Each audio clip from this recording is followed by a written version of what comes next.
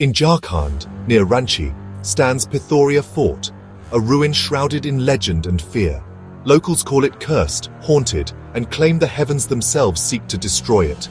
Each monsoon, lightning strikes the fort with uncanny precision, as if nature itself is enacting vengeance. The journey there winds through lush hills, but the air grows heavy with unease as you approach. Villagers avoid the fort after dark, convinced that vengeful spirits roam its corridors, bound by a promise of revenge from over a century ago.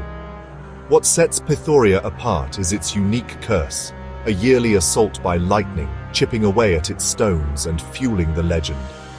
The story behind this curse is one of rebellion, betrayal, and a dying man's final defiant words. Is this supernatural retribution, or is there a scientific explanation beneath the myth? Pithoria Fort blurs the line between history and legend, inviting us to explore the power of stories to shape a place's identity. To understand the curse, we travel back to 1857, the year of India's first major uprising against the British.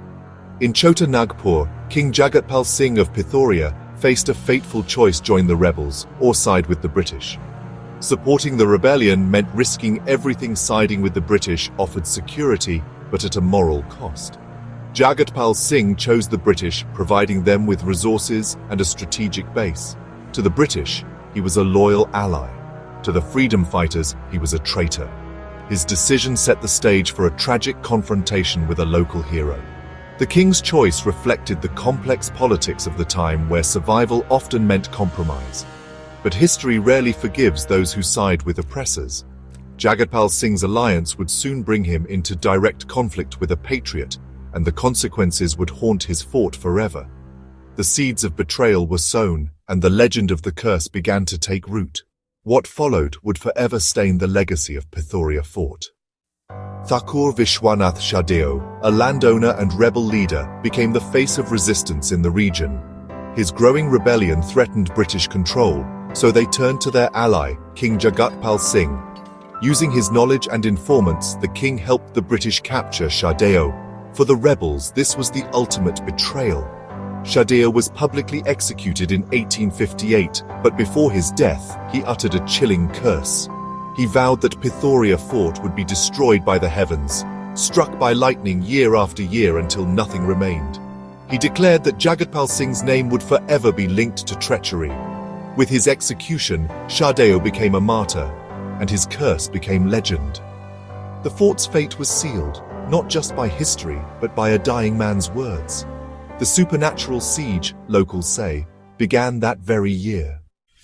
After Shahdeo's execution, a strange pattern emerged.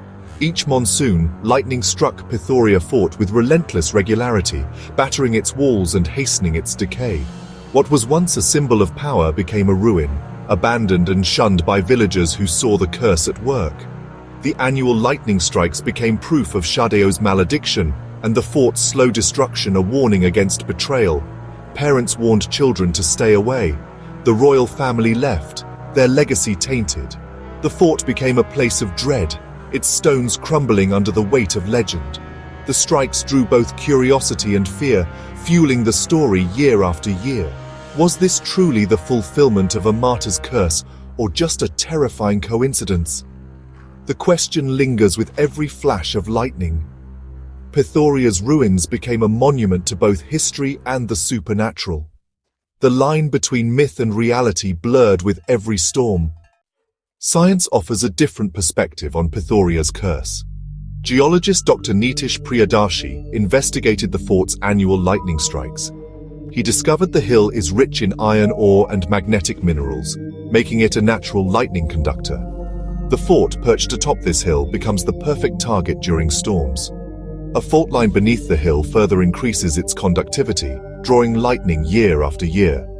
From a scientific standpoint, the curse is a dramatic but predictable natural phenomenon. The fort is a victim of its geography, not supernatural vengeance. Yet, the legend persists, transforming geology into myth.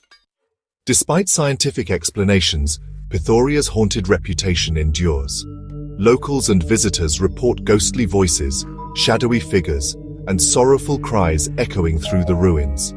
Some claim to see the spirits of Shahdeo and his rebels, forever reliving their final moments. The apparition of a weeping woman is said to haunt the fort, mourning the kingdom's dishonor.